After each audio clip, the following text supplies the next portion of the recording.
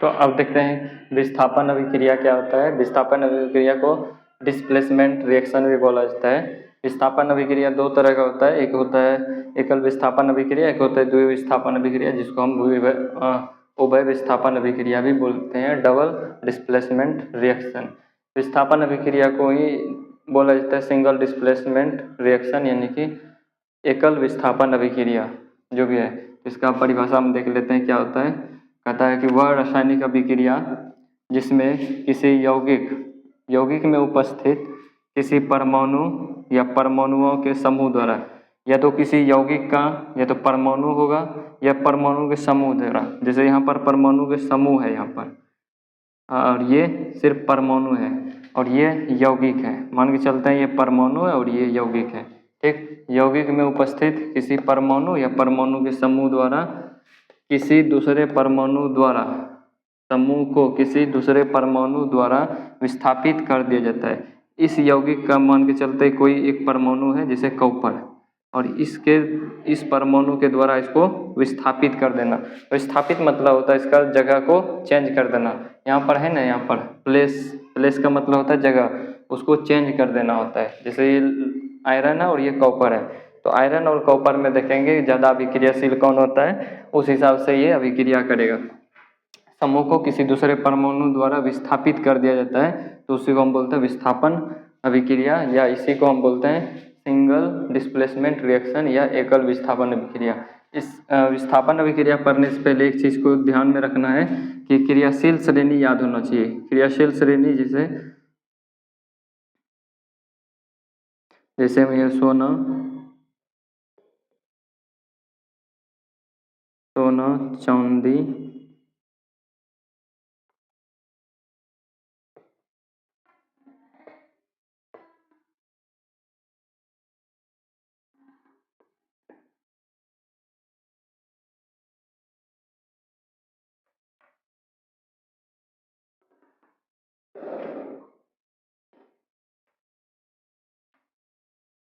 ये होता है क्रियाशील श्रेणी में। सबसे ऊपर जो होता है वो सबका सबसे हाई होता है और सबसे नीचा वाला सबसे लो होता है, यानी कि लो, और ये हाई। तो इस तरह से इसका होता है। अगर देखें तो इस तरह से ग्राफ के हिसाब से देखें तो सोना जो होता है सबसे कम क्रियाशील श्रेणी में आता है, चांदी उसके बाद ज़्यादा आता है, ये पारा उससे थोड़ा ज़्यादा होता है, कॉपर उनसे थोड़ा ज़्यादा होता है, हाइड्रोजन उनसे भी थोड़ा ज़्यादा होता है। हाइड्रोजन को मानक मान के चला जाता है। ये मानक होता है कि किसी भी चीज़ का रिएक्शन जो फाइंड करेंगे हम इसी के आधार पर कि कोई चीज़ हाइड्रोजन से कितना कम है और कोई चीज़ कितना ज़्यादा हाइड्रोजन से अधिक अभिक्रियाशील है। जैसे कॉपर, पारा, ये चांदी और ये सोना, ये हाइड्रोजन से कम क्रियाशील धातु में आता है, जबकि लेड, टीन, लोहा, zinc, aluminium, magnesium, calcium, sodium और पोटेशियम ये सब हाइड्रोजन से ज़्यादा आता है। कुछ किताबों में यहाँ पर एक मिस्टेक होता है, ये सोडियम और कैल्शियम को लेकर कहीं कहीं कैल्शियम को ऊपर रखा जाता है, सोडियम को नीचे रखा जाता है। लेकिन यहाँ पर ध्यान देने वाला बात यह है कि सोडियम और कैल्शियम में सबसे अधिक क्रियाशील अगर देखा जाए तो वो सोडियम ही होता है, क्योंकि ये वायु से अभिक्रिया करके भी जलने लगते हैं, जबकि कैल्शियम ऐसा नहीं दिखाता। तो इसलिए क्रियाशील श्रेणी में कैल्शियम को ऊपर में रखा गया है। एनसीईआरटी किताब में जो है उसको सोडियम ऊपर ही है, कैल्शियम नीचे है, जबकि भारतीय वन जो भी है उसमें कैल्शियम को ऊपर रखा गया है, सोडियम को नीचा रखा गया है। तो हम एनसीईआरटी के हिसाब से अगर देखें तो हमारा सोडियम दूसरे नंबर पर आता है और प्रथम नंबर पर आता है पोटेशियम। इस आधार पर जैसे सोना और चांदी अगर रहेगा तो सोना को चांदी द्वारा विस्थापित कर दिया जाएगा, उसी तरह चांदी और पारा में चांदी पारा के द्वारा विस्थापित हो जाएगा, कॉपर और पारा में पारा विस्थापित हो जाएगा कॉपर के द्वारा, हाइड्रोजन और कॉपर में हाइड्रोजन के द्वारा कॉपर विस्थापित हो जाएगा। इसी तरह ऊपर वाला तत्व नीचे वाला तत्व को विस्थापित करते जाएगा। विस्थापित मतलब एक को दूसरे से निकाल के भगा देगा। जैसे यहाँ पर आयरन है और यहाँ पर कॉपर है, आयरन यहाँ पर है और यहाँ पर कॉपर है। तो आयरन ऊपर पर है, इसका मतलब ये ज़्यादा क्रियाशील है, कॉपर नीचे में है, इसका मतलब ये कम क्रियाशील होता है। तो आयरन और कॉपर में देखेंगे ज़्यादा अभिक्रियाशील कौन है, तो ये आयरन जो होता है ये ज़्यादा पावरफुल होता है कॉपर की तुलना में। तो आयरन जो होता है कभी भी कॉपर को सल्फेट के साथ देखना नहीं चाहता है। ये कॉपर सल्फेट है SO4 और ये लोहा। लोहा बोलता है कि मेरे रहते हुए कोई भी सल्फेट को नहीं ले जा सकता जब तक मेरे से ऊपर वाला नहीं आ जाए। अगर लोहा से ऊपर अगर जिंक आ जाए फिर लोहा वहाँ पर साइड हो जाएगा, फिर जिंक आ जाएगा। उसी तरह एल्युमिनियम, मैग्नीशियम, सोडियम ऊपर जाते जाएंगे, ये भागते जाएगा, जबकि नीचे वाला आएगा तो ये अपने आप को बहुत समझते जाते हैं। तो कॉपर की तुलना में लोहा अपने आप में बॉस है, क्योंकि कॉपर यहाँ है और लोहा यहाँ है, तो ये दोनों में ये बॉस है। तो बॉस के रहते हुए भी कोई किसी के साथ नहीं बैठ सकता है। तो यहाँ पर कॉपर जो है इसको भागना पड़ेगा सल्फेट को छोड़ के। तो कॉपर जो होता है भाग जाता है यहाँ पर, और जो सल्फेट अकेला बचता है वो आयरन के साथ अभिक्रिया कर लेता है, जिसको हम बोलते हैं फेरस सल्फेट। ठीक, तो आयरन सल्फेट कॉपर सल्फेट से सीधा क्या बन गया, आयरन सल्फेट या फेरस सल्फेट। क्योंकि यहाँ अभिक्रिया कैसे हुआ, क्रियाशील श्रेणी में। क्रियाशील श्रेणी के ट्रिक भी होता है, इसको नोट डाउन में कर लीजिएगा। जैसे यहाँ पर ये हो गया सोना, लिख देते हैं सबका नाम।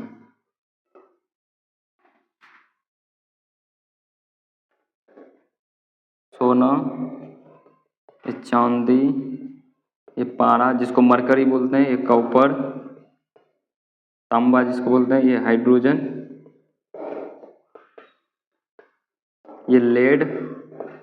लेड का अंग्रेजी में लेड नहीं लिखा जाता है, इसका जो लैटिन नाम होता है उसको हम बोलते हैं प्लम्बम, इसलिए PB लिखा जाता है, ना कि LE लेड होता है। ये एसन, इसको टीन पढ़ा जाता है, लेकिन इसमें टीन को TI से नहीं लिखा जाता है, जबकि इसको एसन से लिखा जाता है। एसन का मतलब हो गया, इसको बोला जाता है स्टेनम। स्टेनम लैटिन नाम हो गया टीन का, तो इसलिए इसको एसन लिखा जाता है। उसी तरह इसको Fe का मतलब फेरस, फेरस मतलब होता है लोहा, जिसको आयरन हम बोलते हैं। उसी तरह ये जिंक है, ये एल्यूमिनियम, ये मैग्नीशियम, और ये कैल्शियम,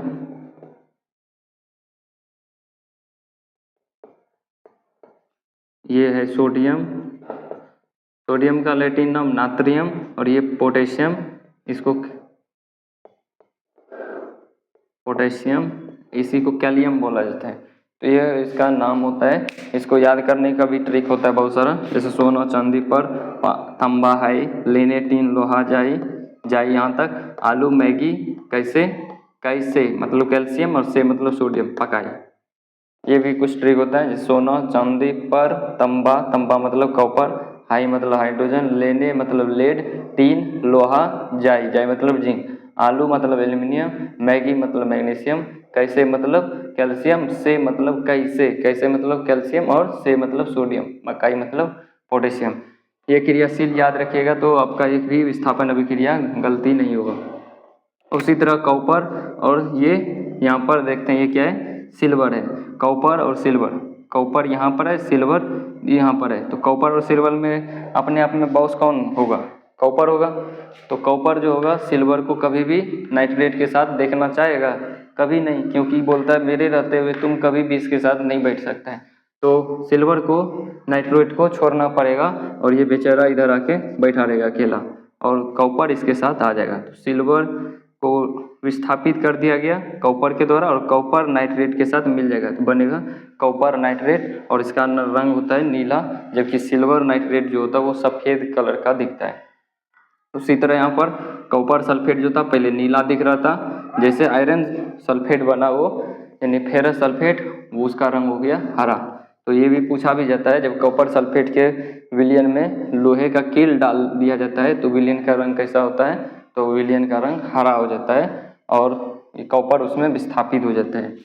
उसी तरह जिंक और कॉपर, जिंक और कॉपर में देखेंगे, जिंक यहाँ पर है, कॉपर यहाँ पर है, तो जिंक ऊपर में है, तो कभी भी जिंक कॉपर को एक साथ नहीं देखना चाहेगा। तो जिंक जो होगा कॉपर को अपने से विस्थापित कर देगा, यानी कॉपर सल्फेट को, कॉपर जो होगा विस्थापित होके इधर निकल जाएगा, सल्फेट को उसको अकेला छोड़ना पड़ेगा, क्योंकि वहाँ पर जिंक आ गया। अगर वही कॉपर से नीचे वाला कोई होता है, जैसे पारा यहाँ पर लिख देते, तो कॉपर कभी भी इसको नहीं छोड़ता, क्योंकि बोलता है मेरे से तुम नीचा है तो मैं इसे नहीं छोड़ूंगा।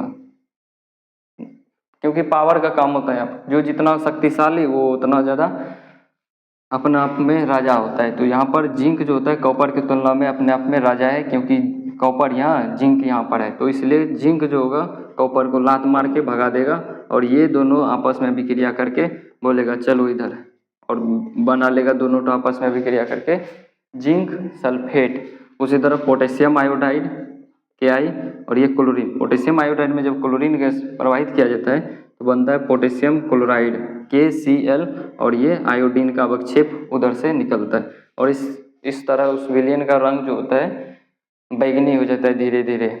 उसी तरह जिंक और ये H2SO4, ये जिंक है और ये हाइड्रोजन है, ध्यान से देखना, ये जिंक है ये हाइड्रोजन है। जिंक का नंबर ऊपर है यहाँ पर और हाइड्रोजन का नंबर यहाँ पर है। तो जिंक और हाइड्रोजन में पावरफुल कौन? जिंक। तो कभी भी सल्फेट हाइड्रोजन के साथ बैठेगा जब उसके पास जिंक आ जाए, जिंक जैसे आएगा हाइड्रोजन को लात मार के जिंक सल्फेट जो होगा, ये सल्फेट है, SO4 को हम क्या बोलते हैं? सल्फेट, SO4 सल्फेट, ठीक। तो सल्फेट जो होगा कभी भी हाइड्रोजन के साथ उस वक्त नहीं बैठेगा जब इसके पास दो ऑप्शन आ जाए, क्योंकि हाइड्रोजन भी है यहाँ पर जिंक ज़्यादा सोच सकते हैं एक तरह से अमीर है, और ये हाइड्रोजन बेचारा गरीब है जिंक की तुलना में। तो कभी भी ये गरीब के साथ नहीं रहेगा, सल्फेट बोलेगा तुमसे ज़्यादा पावरफुल आ गया है जिंक, तो हम उसी के साथ जाएंगे। और ऐसा ही होता है, हाइड्रोजन को लात मार के भगा दिया जाता है और जिंक सल्फेट बनाता है, और ये लात मारने का काम करता कौन है? ये जिंक, क्योंकि जिंक बोलता है मेरे रहते हुए तुम नहीं रह सकता है, तो इसलिए हाइड्रोजन को यहाँ से विस्थापित होना पड़ता है। और यहाँ पर स्थिति जो देखेंगे हाइड्रोजन गैस निकलेगा। इसे चेक करने का विधि भी है, माचिस का तीली ले जाएंगे तो वो पट के आवाज़ से जल जाएगा और बुझ जाएगा वो। उसी तरह यहाँ पर जिंक के साथ एसिटिक अम्ल, एसिटिक अम्ल, एसिटिक अम्ल होता है ये, और जिंक। तो जिंक और एसिटिक अम्ल में ज़्यादातर अभिक्रिया करेगा, तो जिंक अभिक्रिया कर लेगा एसिटिक अम्ल से, और ये यहाँ पर जो हाइड्रोजन ये दिख रहा है, इस हाइड्रोजन को ये विस्थापित कर देगा, क्योंकि जिंक और हाइड्रोजन में पावरफुल जिंक होता है, इसीलिए तो हाइड्रोजन को मानक मान के चलते हैं। हाइड्रोजन से जो ऊपर रहेगा वो ज़्यादा क्रियाशील, हाइड्रोजन से जो नीचे रहेगा वो कम क्रियाशील। तो यहाँ पर जिंक है और ये हाइड्रोजन, जिंक इस हाइड्रोजन को लात मार के भगा देगा और ये पूरे एसीटेट को उठा के अपने साथ ले जाएगा, और यहाँ पर बनाएगा जिंक एसीटेट, जिंक एसीटेट बनाएगा और साथ में हाइड्रोजन गैस मुक्त करेगा। उसी तरह सोडियम धातु और ये HCl, अभी क्लोरीन जो है इस हाइड्रोजन के साथ बैठा हुआ है, लेकिन जैसे सोडियम आएगा, सोडियम तो हाइड्रोजन का बाप है, यहाँ पर ये सोडियम यहाँ पर है और ये हाइड्रोजन यहाँ पर है, तो सोडियम हाइड्रोजन को लात मार के भगा देगा और इसको यहाँ पर विस्थापित कर देगा। सोडियम क्लोरीन के साथ बैठ जाएगा और इस हाइड्रोजन को बोलेगा तुम निकलो यहाँ से, और इस तरह से बनेगा ये सोडियम क्लोराइड और ये बनेगा हाइड्रोजन गैस। उसी तरह यहाँ पर जिंक है और ये H3PO4, इसको बोलते हैं फास्फोरिक अम्ल या फास्फोनिक अम्ल भी बोलते हैं, फास्फोनिक अम्ल, फास्फोरिक अम्ल दोनों एक ही होता है, H3PO4। यहाँ पर भी वही काम, जिंक हाइड्रोजन को विस्थापित करेगा, क्योंकि हाइड्रोजन से हमेशा जिंक ऊपर रहता है, तो ऊपर में कोई भी तत्व है हाइड्रोजन को विस्थापित कर देगा। बस ध्यान में रखना है कि हाइड्रोजन से नीचे वाला तत्व नहीं होना चाहिए। अगर कोई हाइड्रोजन जैसे H2SO4 है उसका अभिक्रिया करा दिए कॉपर से, तो वो अभिक्रिया नहीं होगा। H2SO4 और Cu जैसा है उसी तरह रहेगा। जैसे मान के चलते हैं ये कुछ इस टाइप का है, कॉपर सल्फेट का, कॉपर का अभिक्रिया कराए H2SO4 के साथ, तो ये अभिक्रिया नहीं होगा। क्यों नहीं होगा? क्योंकि यहाँ पर हाइड्रोजन और कॉपर, हाइड्रोजन पहले अपने आप में राजा है, तो ये तो कभी विस्थापित होगा नहीं। कॉपर को बोलेगा तुम अपना जगह देखो पहले कहाँ पे है, तुम पहले खुद नीचा है, तो ये जब नीचा में है तो ये कभी भी इसको विस्थापित नहीं करेगा, इसलिए हाइड्रोजन सल्फेट को छोड़ेगा ही नहीं और ये अभिक्रिया होगा ही नहीं, जैसा था उसी तरह रह जाएगा। तो अभिक्रिया में कोई चेंजिंग नहीं होगा इस वक्त। लेकिन जब इससे ज़्यादा पावरफुल वाला आ जाए, जैसे यहाँ हाइड्रोजन है और जिंक आ जाए, तो हाइड्रोजन से तो काफ़ी ज़्यादा ऊपर है जिंक, तो इस तरह से ये अभिक्रिया करेगा और बनेगा जिंक फॉस्फेट, जिंक फॉस्फेट, साथ में हाइड्रोजन गैस निकलेगा। तो यहाँ पर एक चीज़ कॉमन मिल रहा है, जैसे ये अम्ल है, ये भी अम्ल है, ये भी अम्ल है हाइड्रोक्लोरिक अम्ल, और ये भी अम्ल है।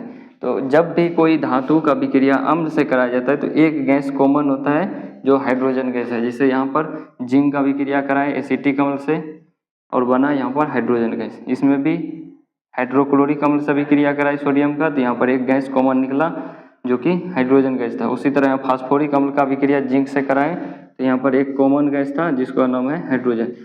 तो यहाँ से ये भी क्वेश्चन पूछता है जब किसी अम्ल से किसी धातु का विक्रिया कराया जाता है तो कौन सा गैस मुक्त होता है, तो उस वक्त जो होता है हमेशा हाइड्रोजन गैस मुक्त होता है, क्योंकि सभी अम्ल में एक तत्व होता है जिसका नाम है हाइड्रोजन, वो हमेशा कॉमन रहता है। तो कोई भी अम्ल हो उसमें एक तत्व हमेशा मुख्य रहेगा जिसका नाम होता है हाइड्रोजन। ठीक।